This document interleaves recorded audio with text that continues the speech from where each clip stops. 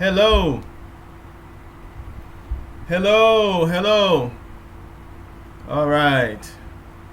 Hello. Hello. Hello. Can you hear me now? All right. This is Darren Thomas. Welcome to class. I hope everybody is here because we're going to go ahead and get started. Um, hope you guys are doing well. We're going to go ahead and get started now. Keep in mind that there's a slight delay as we talk. We'll do the best we can. Let's see here. Right now I got about 2 people. 1 person's watching. And so we need to go ahead and get started here. So if you're here, go ahead and just type your name or just type and say here into the chat so that we can know that you're here and everything's okay. And we're going to go ahead and get started as soon as possible. I got to keep talking, otherwise I'll lose my connection. Okay, 1010 is here. Thank you, 1010. That's great. May is here. All right. Mimi is here. Excellent. Thank you guys for showing up. I got to keep making noise or I'll lose my connection. Okay, Woot is here. That's great. All right. Good, good, good. All right, that's great. Alice. I don't know who Big is, but Sane. Okay, great. That's excellent. We got a few people here so far. Loot is here. Great. Oh, Michael. Great. All right. Okay. You guys got some weird aliases here, whatever you guys want to call yourselves outside of class. Tiwa. Thank you, Tiwa, for showing up. Let's see who else is here. Let's see here. So Luke, Lude, Tiwa. Looks like things are going well so far. Let's see here. I guess a few people are still trying to log in, or maybe they're sharing computers, whatever. So I don't want to waste your time. I want to get straight to the point and get the class started. So whoever's not here, that's their responsibility to show up. So here we go. We're going to go ahead and move over to, let's see here, the browser. And I want to start by talking about what's going on with the class right now. So let's see here. Okay, Pachara's here. Thank you, Pachara. We're going to start with the calendar. Make sure everything is nice and clear for you. All right, so a lot of things have been going on. Let's see here. Let's see here. Who is this? Okay. Let's see here. Thank you. Thank you. Okay, we're great. All right, so today is the 30th. All right, so it's our first class live. It looks like Chan is here. Thank you. Ramen. I guess ramen is noodles. That's what I thought. So here's what's going on today. You've already submitted your papers, and we're going to be taking a look at chapter 13 today. Okay, Chin is here. Thank you, Chin. Now I think you guys have already checked your grades, hopefully, for your papers. Everybody is doing fine.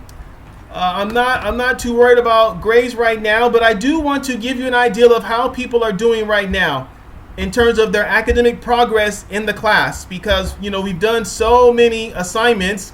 I want you to know how you're doing in comparison to your friends. So let me go ahead and try to explain to you how things are going right now. So let's see here. If we look at the grades, I can tell you how many people are doing how well and what percentage they're getting. Let's see here. All right, so looks like we have, let's see here. We got, for B, we got 1, 2. Let's see, for B plus, we got 1. For A, we got 1. B plus is now 2. Let's see here. C plus is 1. Let's see here. I'm looking at the grades right now. Give me a moment. Let's see here. B plus, I got another one. Okay, Tander is here. Thank you. Let's see here. Another B plus. Okay, let's see here. Another B plus. Another B plus. Let's see here. After that, another B plus. Let's see here. I got a B. And then we got another B, and then a B, and then a B plus again, and then we got a guy down here, and then we got let's see here, another B, Okay. Let's see here. Then another B plus, and then we got a B again, and then another B plus, and then we got another A.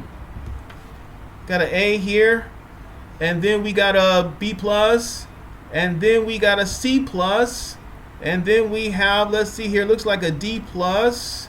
All right, and then we have another B plus. Let's see here, and then another B plus, another B plus, another B plus, one more A, and then let's see here, another B plus. All right, so if I had to give you a rough estimate of how people are doing in the class right now, here are the actual results. Oh, whoops. That was foolish. Here are the actual results. I'm here. Okay, here we go. Here are the actual results. All right, so here are how people doing right now. Listen carefully, please. Let's see here. Okay. So if the class were to stop right now. Okay. If the class were to stop right now, we would have 3 A's. And then we would have 1, 2, 3, 4, 5, 6, 7, 8, 9, 10, 11, 12, 13, 14, 16 B pluses. And then 1, 2, 3, 4, 5, 6, 7, 8. Looks like about 8 B's. 1, 2 C pluses. Let's see here. And then 1 D plus. And then, of course, we got the 1 F. That's kind of how the class is going right now. So I would like to encourage you to check your grades. Make sure you are very diligent in completing the assignments for this last month of class. This is going to be very, very difficult because there's no one around to really watch and take care of you in terms of how you are doing things. We are only meeting online, and it is really your responsibility to take care of your responsibilities. Now, having said that, I want to make sure that it is clear that we know what is going on today and what's going on in terms of what we're supposed to be doing for the rest of the month, or the rest of the semester, excuse me. So, right here, for those of you who just came in, we're looking at chapter 13 today. I already talked about the papers. I already graded all the papers, both the experimental and the group, your partner paper. Most people did fine. The people who lost points, it was mainly because they just did not do it at all. In other words, they said they were going to do a t-test and they didn't. Or they were talking about regression and they never did regression. Or they did a t-test but they never did the correlation, etc., etc. The main way you lost points was by not doing it. Not so much if you did it wrong, because I wasn't able to support you in terms of doing it. So, chapter 13 is today. For homework, what we're looking at is chapter 14 for homework. And of course, we will have a quiz for that on Wednesday at 1 p.m., just like what we did today. So, if this is clear, we are going to go ahead and get started with the lecture today. So everyone just type amen, and we're going to move on. All right. So here we are. We're in the textbook for today. Oh, okay, Slender, I will deal with you after class. Thank you, Slender, for telling me that. I don't know how that happened. Although I did check everybody. I'll deal with Slender after class. So thank you for telling me that, Slender. But I can't help you right now. Let's see here. Okay, so we're going to go ahead and jump into chapter 13. Ong Zong. Shoot. Okay, Ong, I'll check you as well. Thought I got you already. Thank you, Ong. I'll deal with that after class and send you a message.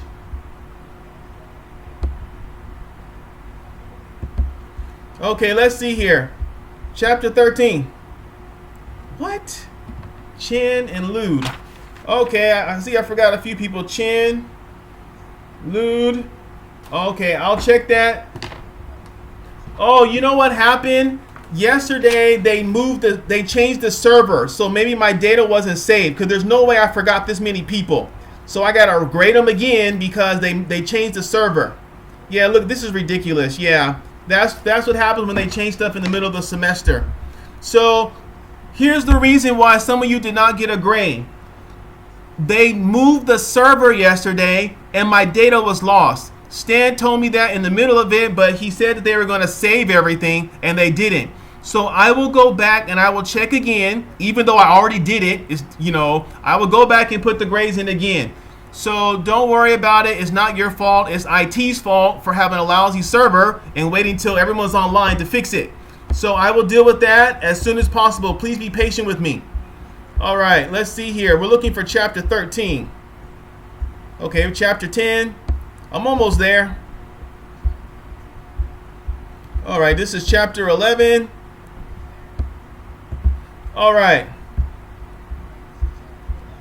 Okay, here we go. Oh, here we go. Qualitative research. Here we go.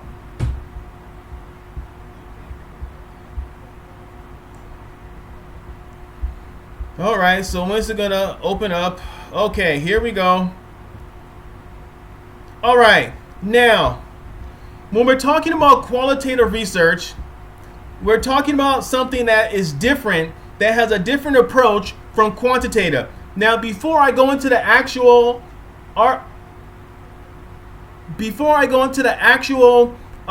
chapter, I want to give you an idea of how we're going to build off what we know about quantitative and put it into qualitative.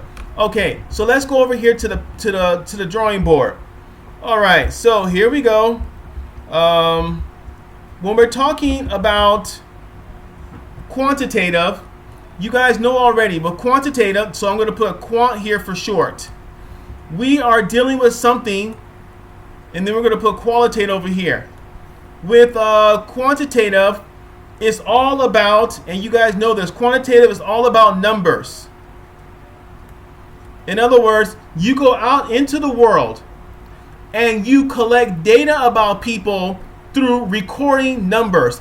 How tall someone is, their height, how much someone weighs, their weight in kilograms. You might want to measure how long it takes to do something, in time, seconds, whatever, minutes. It's all about numbers. Now, with qualitative, you're not so much looking for numbers as much. Instead, you are looking at people's experiences. You are looking at people's feelings. In other words, you're focused on, now watch this carefully, you're focused on words. People express their experiences through words. What is it like to be a student at AIU? That's not going to be 1, 2, 3, 4, 5. How do you feel being an education major? Again, this cannot be captured with numbers. Instead, when we're dealing with qualitative, people are going to share their experiences and their feelings about something or someone, if you will, through the use of words. And you capture those words through interviews and through, focus groups and whatever. And that's one of the core differences between qualitative and quantitative. But of course, there's more.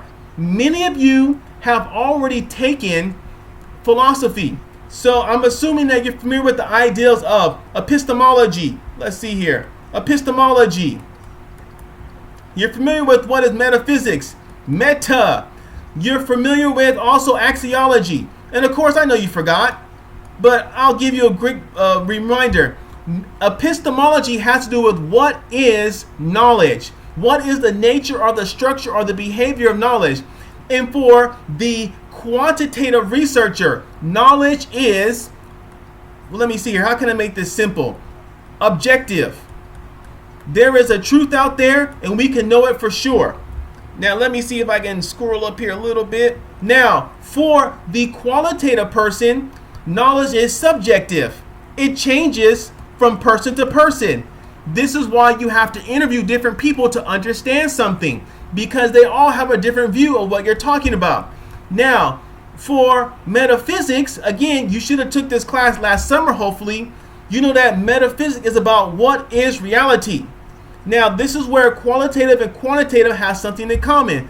They both believe that this world is reality. Right here. Not some foreign, strange off world, but right here, right now. And axiology, that has to do with morals. We're not going to talk too much about this. Now, I want to move into the textbook and try to talk about a few things here. Let me go back to the text. All right. So, here we go. When you're talking about qualitative research, I'm right here at the top of the text. Qualitative research is based on Plato's view of idealism. All right. So there's some sort of a higher world, but okay, that I don't think that's the best explanation of that. The real star of qualitative research is a man named René Descartes.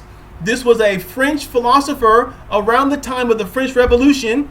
So he played an important role in shaping the ideal of qualitative research. So he had a famous phrase that maybe you've heard in movies before. He says, "I think, therefore I am."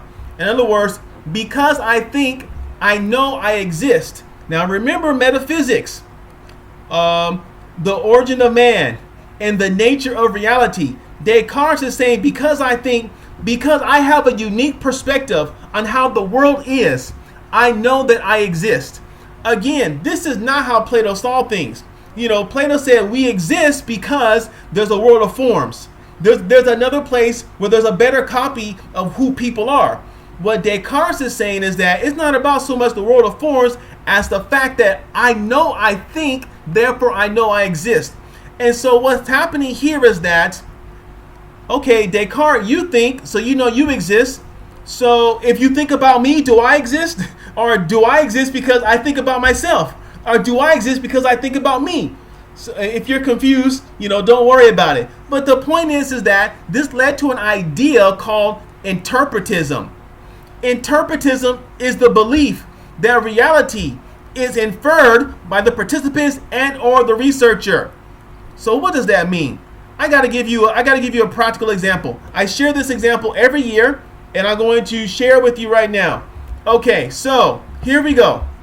Let me tell you a funny story. Let's see here. So one day, let's see here. I'll draw you a funny bike. Okay, so this is my motorbike. All right, so here's me on the motorbike, right? Okay, of course I got my helmet on, whatever. One day, I'm riding my bike home, minding my business, happy to be going home to see the children, and I'm getting ready to turn. I believe I'm getting ready to make a right turn into my house, going like this. Now, you're not gonna believe what happened to me. And, you know, I want to be honest with you guys. While I'm planning to turn, there's this monster coming behind me. You know, we're gonna call him Idiot. All right, so there's an idiot behind me. Let's see here. He's an idiot. So this is the idiot right here, because that's what we're going to call him. All right. Here he is. Now, notice how he has one hand on his steering wheel, because you know what that idiot was doing? The other hand was smoking a cigarette. So here's the smoke right here coming from the idiot. And while I'm turning, you're not going to believe this. Boom! This idiot crashed into me. So I'm turning and oh, what is going on? Poof, crash, right down, face down, wearing my helmet. And then when this happened, of course, you know, in front of the place where I live, you know, you have some security guards right here. So here are the security guards. Oh, here are the security guards right here. Sorry about that. Here are the security guards. Here's their little house, and they like to sit right here and talk all day. That's what they do. So, in this experience, you have three different people who saw this from three different perspectives. So, I saw the accident from the perspective of the victim. I was minding my business, and this dummy crashes into me because he's smoking a cigarette while he's driving a motorbike.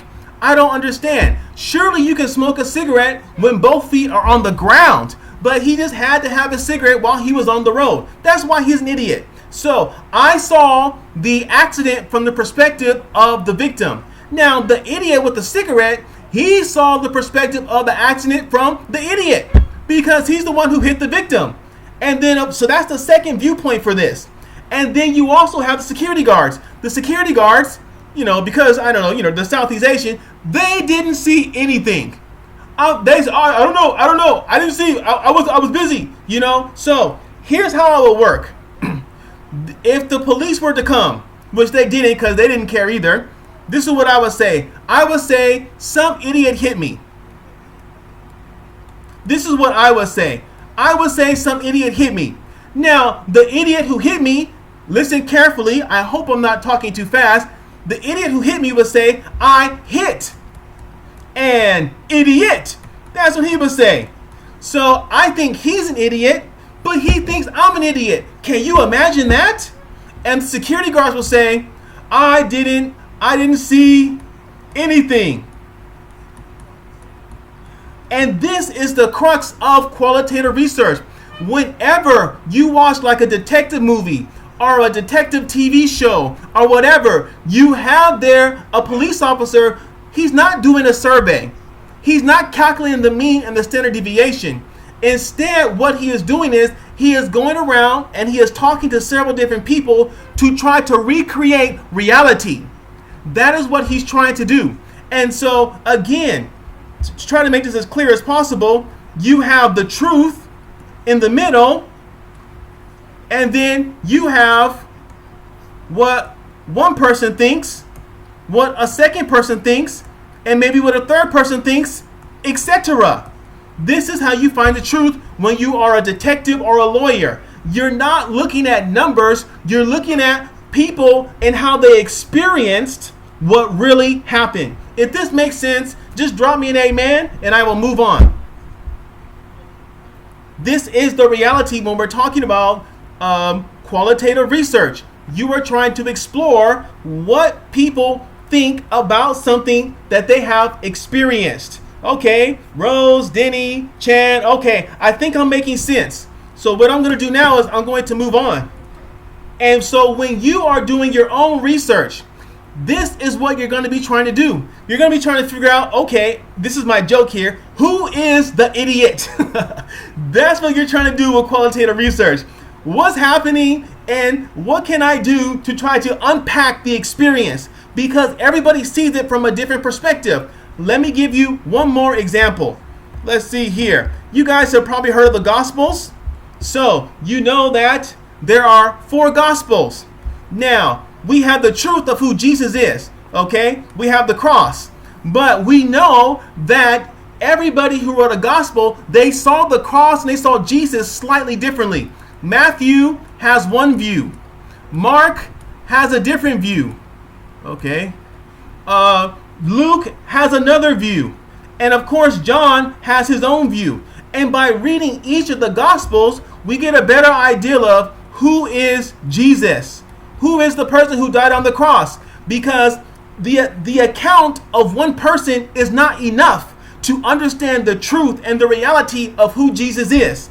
That is what's happening with qualitative research. They believe in something called multiple realities. In other words, different people see the world from different viewpoints. Now, this is something that is very commonly observed in philosophy. Now, let me give you another example. In comic books, there's something called the multiverse. I know you guys are not huge comic book fans. The multiverse. In other words, when you read about Batman, there's more than one Batman. There's the Batman that we all know as Bruce Wayne, if you've seen the movies.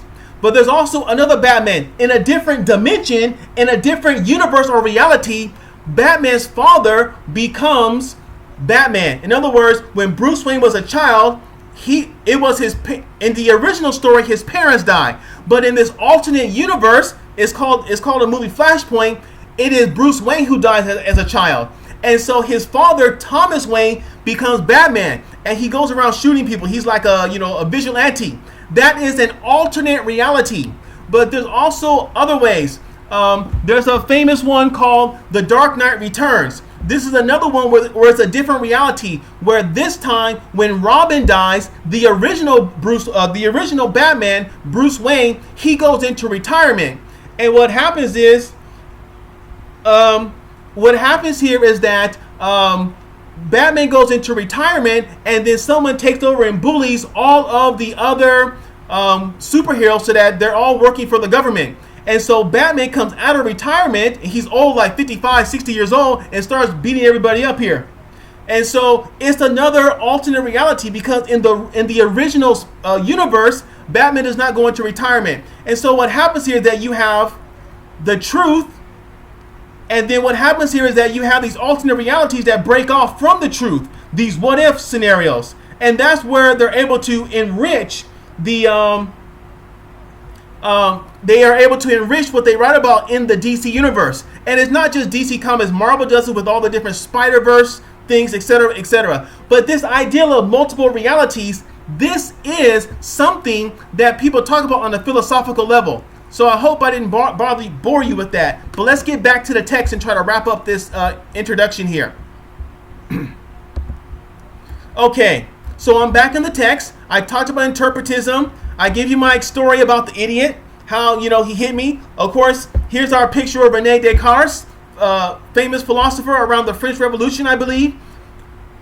Now, let's see here. Now, the question you should be thinking about, and I wish we could have a discussion, but there's too many students in this class, is, all right, sir, I know that I'm trying to capture people's experiences with qualitative research.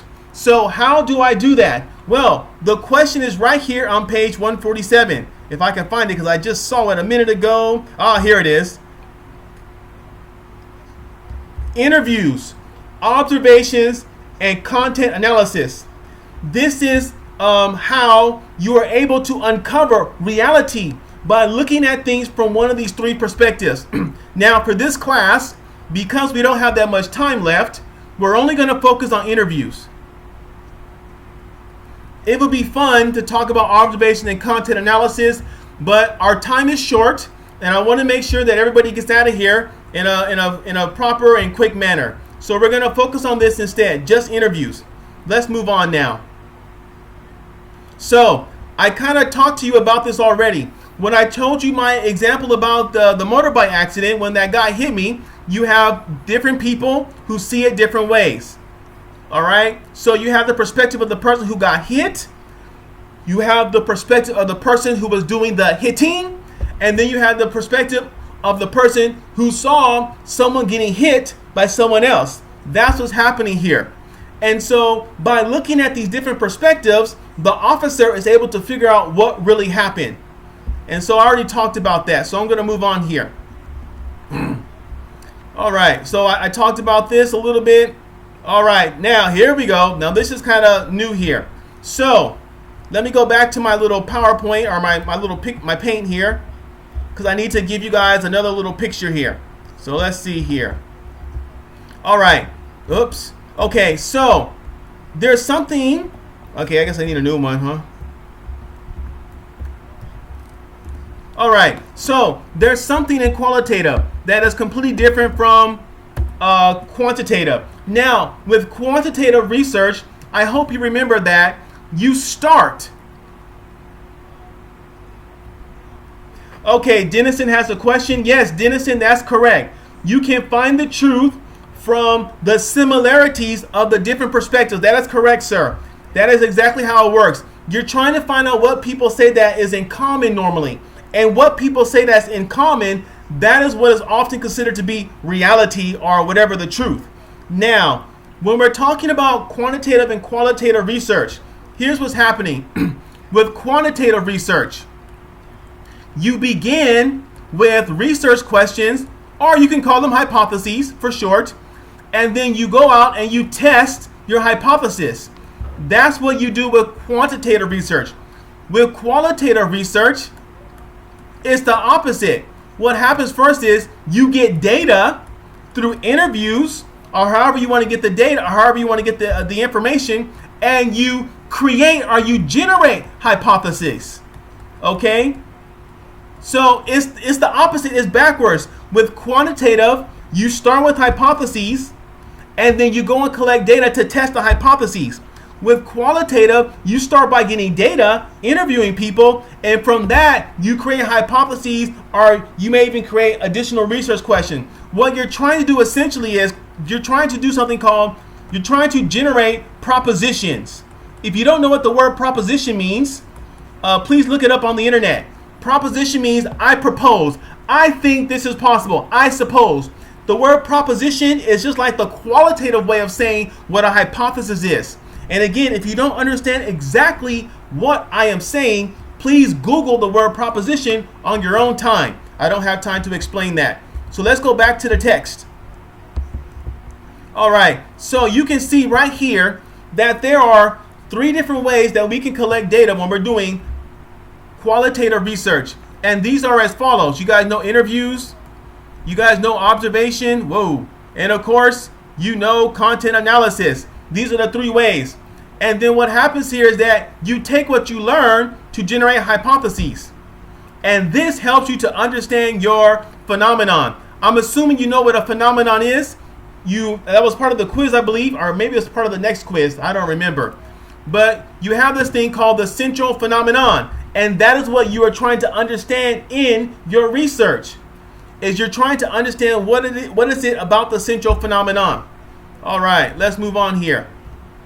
Now, when it comes to the different types of qualitative research, we're not going to spend a lot of time on this in this class. All you really need to be familiar with is this one right here.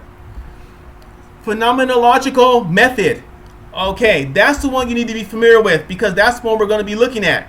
So, here's my thing. I don't have time to explain it to you right now, but you need to make sure that you know what a phenomenon is. If you don't know what a phenomenon is, which, oh, by the way, I define it right here, you're in trouble. A phenomenon is an experience. So, for example, let's say I want to do a qualitative study.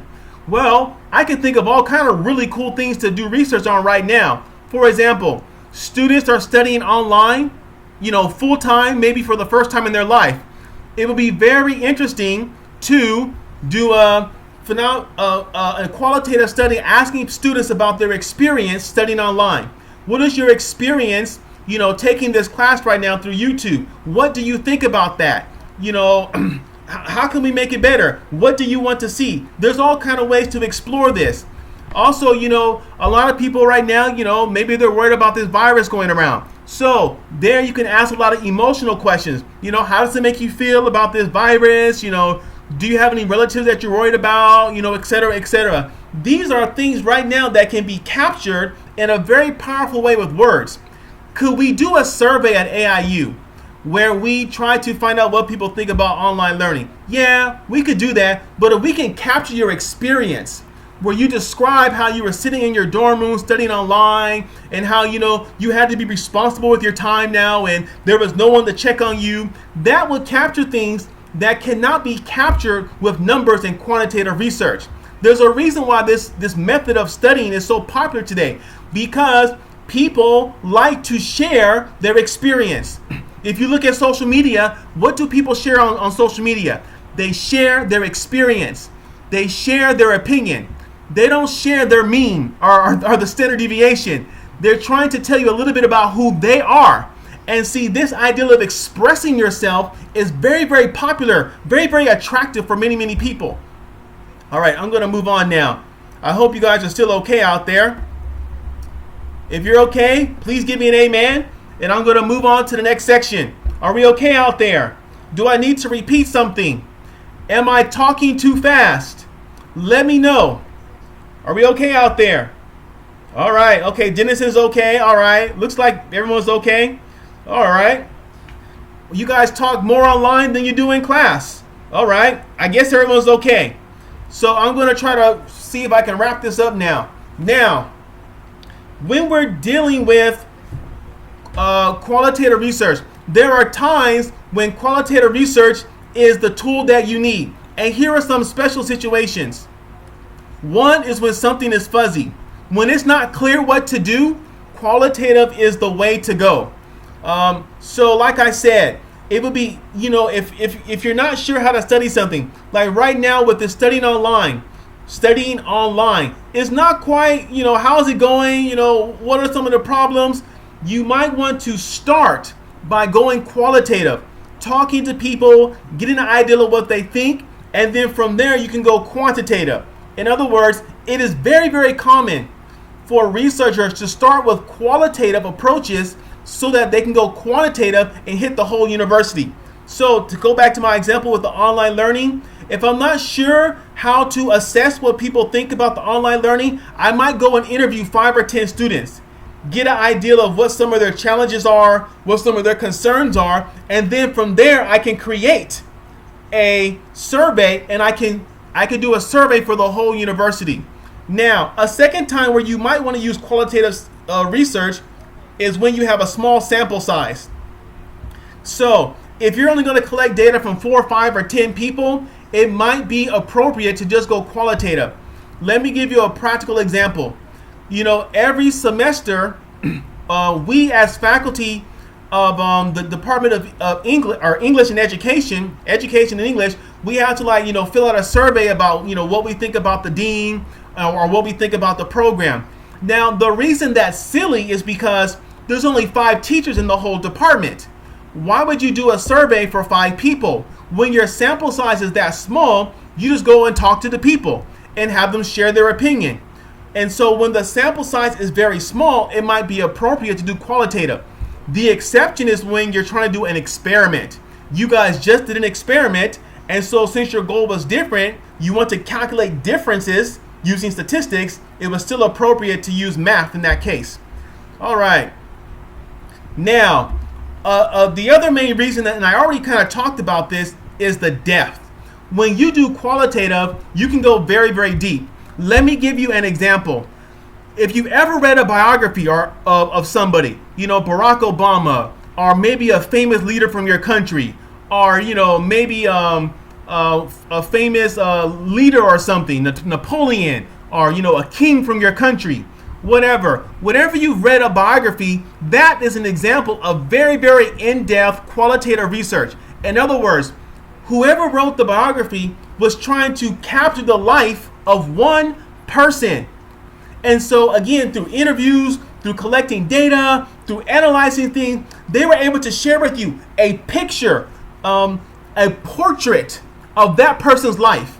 And that is something you can never do with quantitative. I mean, if I want to do quantitative research on, Donald Trump, what am I going to do? I might talk about his height, maybe his weight, his eye color, his hair color. But those are just numbers and categories. It doesn't give me a picture of who he was as a person. When people say strong things about Donald Trump, because they like to say, he's dumb, he's a jerk or whatever, that's what people often say about him. That is a qualitative analysis of his personality. In other words, they observed him with their eyes. They heard what he said. They saw how he acted, and they interpreted that in a negative way. And so again, when we're talking about individual people, we are going to be doing qualitative research to go in depth about them. And when people are trying to say why they think he's a dummy or why they think he's a jerk or whatever, that's their business. They're going to give you things that they observed or things that they read about him to support what they're trying to say about him, which is almost always negative. Okay, that's what's happening there. And again, if we talk about, leaders in other countries, this is what people do.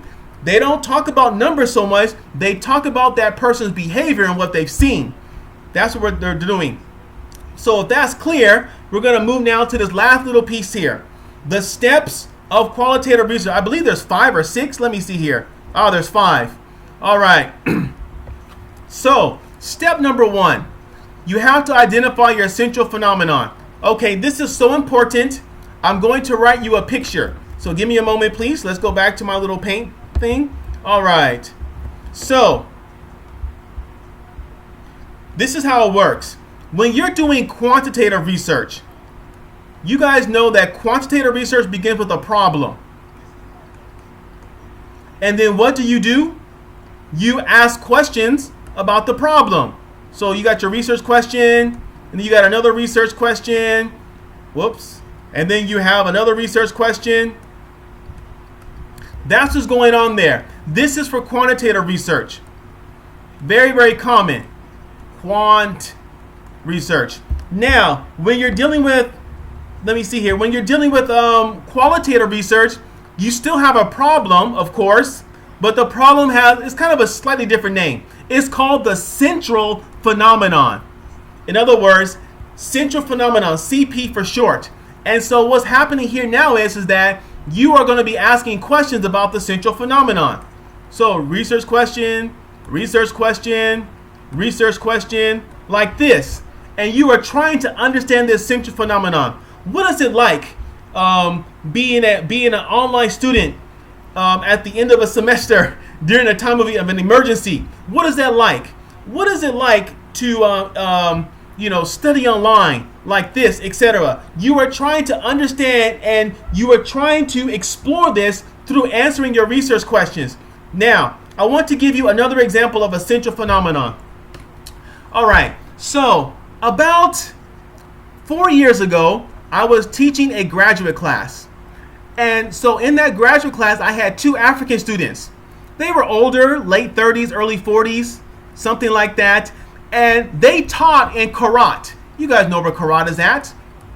And when they came to class, they brought their daughter. Their daughter was about, 11 years old at the time. And they said, yeah, we work in Karat and we work at a government school. And so I looked at their daughter and then I looked at them. And I said, so where does your daughter go to school at? And they said, our daughter goes to the Thai government school. And I was like, so what language does your African daughter study in? And I was shocked. They said, our daughter studies in the Thai language. Now, you think about this for a second. How many Vietnamese do you see in Thai government schools? How many Malaysians do you see in Thai government schools? How many Indonesians do you see in Thai government schools? How many Americans do you see in Thai government schools? So I was like, So here's this child, this child from Africa who is studying in the Thai language at a Thai government school. I was like, that's very, very interesting. So I got curious. So I wonder, what is it like to be an African student in a Thai government school? But wait, there's more. About, this is probably, 5 years ago now. I was working in Bangkok, so I'm in BKK. And my family was out here in Muklek. And so, my family would come visit me, when they could during the week while I was working there before I came to the university. And, we would go for a walk after work and we're walking around the apartment complex outside. And, we bump into an African family. Now, I'm not a friendly person, so I'm kind of like, whatever. But, my wife is talking to them and talking with them. And we find out, again, here's an African family. The mother works at a school or whatever. And here's a second African family who puts their children in a Thai government school. Now, here's the thing. In Asia, I don't want to be too strong here, but, it's very obvious when someone is not Asian, when someone is not African. When someone is not Asian, when someone is African. And, there can be some discrimination, because of the skin color. Obviously, you don't speak Thai very well. And there's not a lot of acceptance of difference. Often, if you go to the airport, if you're African, black African, they assume you're a drug dealer. If I didn't have an American passport, they would give me a hard time. And we've had faculty who had a difficult time coming to the university and leaving the country for whatever reason because they were African. That's just the way things are here. And so as I saw these different students who were working in these government schools, and as I'm also familiar with, the discrimination of that many Asians have towards, non-Asians and, non-Thais or whatever, it made me wonder, what is the experience of African students in Thai government schools? In other words, when I'm talking about Thai government schools and I'm talking about African students, this is my central phenomenon. What I want to understand is their experience. So my central phenomenon is African students. And of course, you got to talk about discrimination. This is my central phenomenon. Whoa. This is my central phenomenon right here. And I am going to explore this through interviewing African students. Of course, I'll get the parents' permission or whatever. But this is an example of a central phenomenon. The experiences of discrimination of African students in Thai government schools. Because, obviously I have some idea of what this is about. And I can really explore this and get a deeper understanding of what is it like, to be the only African, not just in your class, but the entire campus. See, at AIU, the Burmese students have other Burmese. The Chinese have the Chinese. The Indonesians have the Indonesians. The Malaysians have the Malaysians. The Cambodians have the Cambodians. Even the Americans have a handful of Americans. But what if you were the only one in your entire campus? And not only that, but it's not like, okay, I'm the only student from Laos. People are familiar with Laos here. What if you're just like from some small country 10,000 kilometers away? That is an experience that is very appropriate for quantitative research. I cannot do a survey and understand these 4 or 5 students' experiences. If I really want to understand what's happening for them, I have to go qualitative. I have to explore this phenomenon through the use of words and not numbers. That's what's happening here. If that makes sense, drop me an amen, and I'll continue my explanation here in the textbook. All right. So, number 1, you identify the central phenomenon. That's the first thing that you do. Number 2, you have to identify your participants. So, in my situation, I would be trying to find African students, children who are studying in Thai government schools. Then after that, you collect data. All right, so what do I want to know? I want to know about, their experience as, a student in a Thai government school. And then, of course, you analyze your data after that. These are the steps of qualitative research. Now, I think that's about it. Oh, one more thing. And of course, you got to interpret, because remember, one of the core beliefs of this is interpretation. Now, what I want to do now is I want to lay out for you the expectations for the qualitative paper. So I'm going to go over here now, back to my paint. Let's see here. Okay, paint. Oops. All right, here we go. All right. Now, so what do you have to do for this final paper? I'm sure you guys all want to know this. All right. Well, here's what you got to do. Your introduction. It should be 1 to 1.5 pages. When you do your introduction, you still have your problem, your purpose, your significance. All those things are still there. Now, for the review of literature, ROL, 2 to 3 pages. That's it for the review of literature. I don't want this last paper to be long. I just want you to focus on having the experience, no joke there, of doing qualitative research. So to review of literature, you got to figure out, what do I need to explore to try to bring light to my whatever I'm trying to do research on. Now, the review of literature for qualitative is a little fuzzy, but just approach it from the quantitative viewpoint, because it's not quite clear how to do a review of literature for a qualitative paper. Now, the next part of the course is your methodology.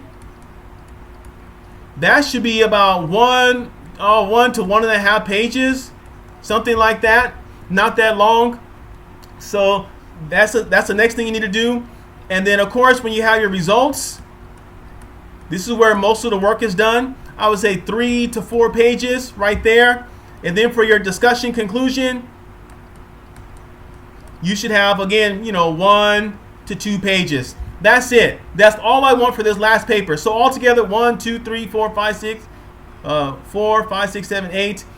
8 pages to, let's see here, 1, 2, 3, 4, 5, 9, 10, 11. Somewhere along those lines. 8 to 12 pages for the final paper. That's what we're going to be doing. So, let me explain to you what's going to be happening as we wrap this up. I hope I made the forum. I don't know if I did or not. Okay, let's see here. All right. Now, here's what's going on. Listen carefully, please. Okay, for the review of literature, Sophia is just like what we've done before. There's nothing unique about the review of literature. We're not going to do anything new there. Okay, did I make the forum yet? Let me see here. All right, so 354. This is what's going on. Okay, did I make it? Oh, okay, now, please look very, very carefully at your screen. There is a section here called Rough Draft Submission. What you're going to do now here is you're going to send me an outline. You're going to put an outline of what your chapters 1 and 2 are going to be about. That is what you're going to submit right here. Okay, we're asking about variables. So whoever James' vlog is, there are no variables in qualitative research because it's not quantitative. Hello, there are no variables. Wait, hold on. Wait. I'm losing people. Hold on. Now, let me go back here. Hold on. Listen carefully, please. Everybody listen carefully. No, that's not good enough. No variables. Listen, you guys, come on. Variables are for quantitative research because variables change. Okay? And they change through the use of numbers. We're not using numbers this time. We are interviewing people. That accident I had a few years ago, that has not changed at all. The Gospels have not changed at all. Qualitative research does not involve variables. Qualitative research is about talking to people about their experiences. Are we okay now? I hope that makes sense.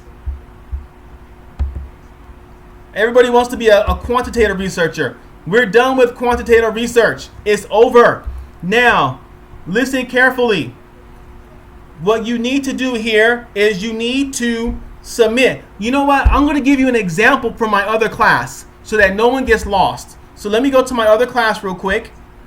So that, yeah, hold on. Chitaphone, I'm going to show you an example from my other class.